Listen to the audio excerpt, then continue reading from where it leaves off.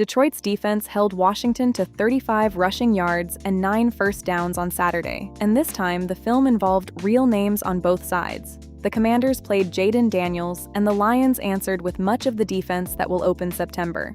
The 17-13 win at Ford Field came with DJ Reed back at his corner spot after a groin injury and making 4 solo tackles, per Avik Das at heavy, edge DJ Wanham getting home against Daniels, per Tim Twentyman at the team's website, and rookie edge Derrick Moore, in his first game action after a groin strain, delivering a strip sack, per Das.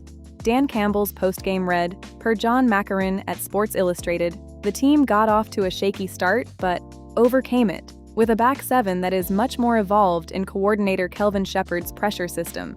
The rookie class kept giving the coaches things to say. Fifth-round cornerback Keith Abney II made 3 solo tackles, and rookie tackle Blake Miller's run blocking at right tackle helped the reserve backs to 169 rushing yards as a group, per Das. Defensive lineman Skylar Gill-Howard added a tackle for loss and drew the night's best compliment. Campbell called him explosive and violent, per McCarron. The quarterbacking behind Jared Goff, who sat along with Jahmyr Gibbs, Isaiah Pacheco, and Sione Vaki, was the wobble. Josh Dobbs started and went 7 of 12 for 74 yards with an interception and a fumble that Washington returned for a touchdown, and also ran for 53 yards, 50 of them on a third-down touchdown scramble, per 20-man.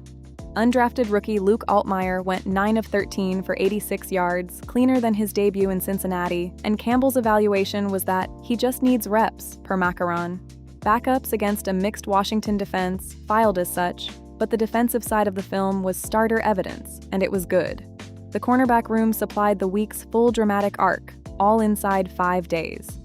Ennis Rakestraw was the standout of Monday's night practice, multiple pass breakups and an interception off one of them, per Nolan Bianchi at the Detroit News and Justin Rogers at the Detroit Football Network, via Candace Pedraza's camp tracker at Sideline Report. Thursday, he went down changing direction in coverage, a non-contact lower leg injury that had him walking off slowly, per Rogers. By Friday, the word was an ankle issue with no extended absence expected, per Josh Alper at Pro Football Talk. Nick Whiteside, back from a hamstring, played Saturday and made 2 solo tackles, per Das. On the interior, the center picture stayed unsettled in a new way. Juice Scruggs returned from a soft tissue injury to first-team work, per Jeremy Reisman at Pride of Detroit, while Campbell confirmed Tate Ratledge is taking center snaps as insurance. He's gonna have to be able to help us there, per the Detroit Lions podcast's recap of Monday's press conference, with Cade Mays' fractured wrist expected to cost him 8 to 10 weeks, per the same outlet. The injury ledger's real changes landed on offense. Sam Laporta was held out of Thursday's practice with a hip injury, per Rogers, new this week, and so far without any attributed timeline. Receiver Cedric Wilson Jr. hurt his knee Saturday, and it was the one injury Campbell declined to minimize. I'm worried on that one, per Macaron. Jameson Williams missed the start of the week with a shoulder issue Campbell waved off. He's got a little shoulder, he's good to go though, per Josh Helmer at Lions Wire, and Vaki's absence Saturday was a back spasm, expected to be brief, per the Detroit Lions podcast.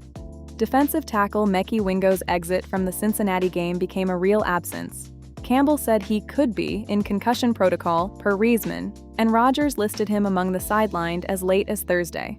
The standing absences can be said quickly because they didn't move.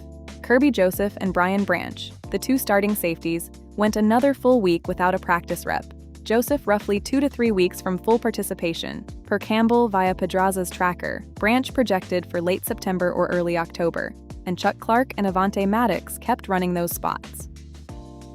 Cut day is Sunday, August 30th, and reserve physically unable to perform, the designation on the table for both, costs 4 games minimum. Back in July, we previewed Detroit as a team priced at its December strength, a real bounce case attached to a September secondary that amounted to a scheme dare with no proven names, and we've been checking that red against camp every week. This week split cleanly along the preview's own lines. The dare sat there unimproved, both safeties idle with timelines pointing past cutdown, while the defense that actually showed up Saturday made its argument with corners and pass rush instead of the missing names. The bounce half of the case didn't lose anything it can't get back, but Laporta's hip is the first mark against an offense that had been spotless. What to watch? The reserve, physically unable to perform decisions on Joseph and Branch at Sunday's cutdown, which will put a hard number, 4 games or none, on the September secondary question, and whether Laporta practices this week or acquires a timeline. We'll check after cut day. Data via NFL Verse.